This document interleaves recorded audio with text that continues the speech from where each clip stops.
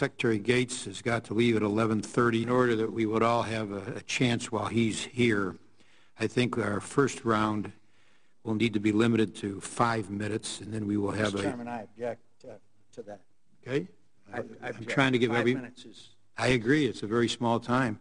Well, then I suggest we have another hearing or reconvene in the afternoon. 5 minutes is not sufficient time for anything, frankly, but statements by the members. We've had rounds of 5 and 6 and 7 minutes for many, many hearings. In fact, that's our tradition. So that everyone has a chance within a reasonable period of time, we're just going to have a 3-minute first round. Mr. Chairman, we need more than 3 minutes. We'll try to have a second round then. We have to also have a schedule here. So we'll go to a second round if we can fit that into Secretary Gates' schedule. If not, we'll pick this up at a time. The Secretary... Well, now this schedule was shared with everybody here now, and so... Not with me. It was indeed shared. You're the chairman. All I can do is say you're not giving the members sufficient time to ask questions, which is maybe not the intent, but certainly the effect. And so maybe we could, in the lame duck session that we are in, have another hearing as soon as possible so that all members can have ample opportunity to get the information they need to make a very important decision.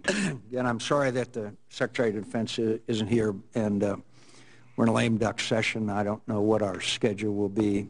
And I, of course, regret that I could not ask additional questions of the Secretary of Defense. You know, Admiral, I'm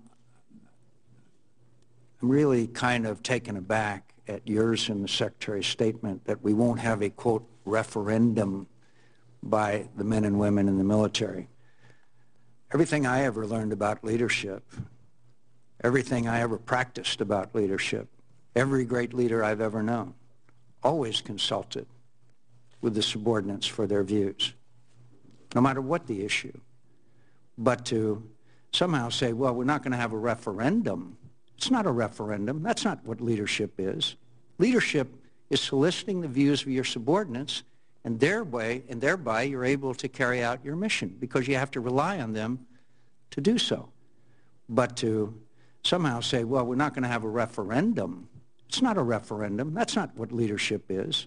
Leadership is soliciting the views of your subordinates, and thereby you're able to carry out your mission because you have to rely on them to do so. I mean, I've grown up on the deck plates my whole life, and certainly one of the things that I have paid attention to in every leadership position I've been in are my people. And I think the report has spoken to, in great part, their views of whether this can be successfully done or not. And from my perspective, very much by implication, where they are on this. Then why wouldn't we just ask the question? Because I fundamentally, sir, think it's an incredibly bad precedent to ask them about, to essentially vote on a policy. It's not voting, sir. It's asking their views. Yes.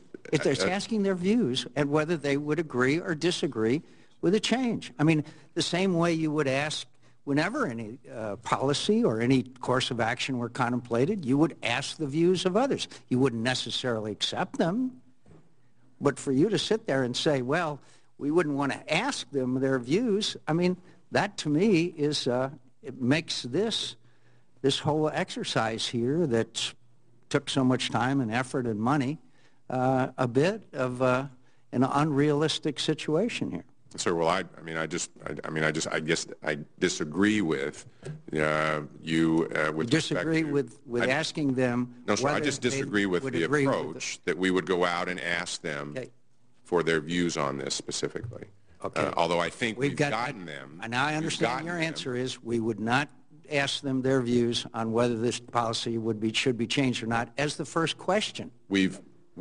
We've gotten in great part their views as a result of this survey. And well, obviously we'll go around and around, but why we didn't just simply ask them how they felt about it, just as you would about any other course of action. I'd go around, well, every great leader I've known has said, what are your views on this issue?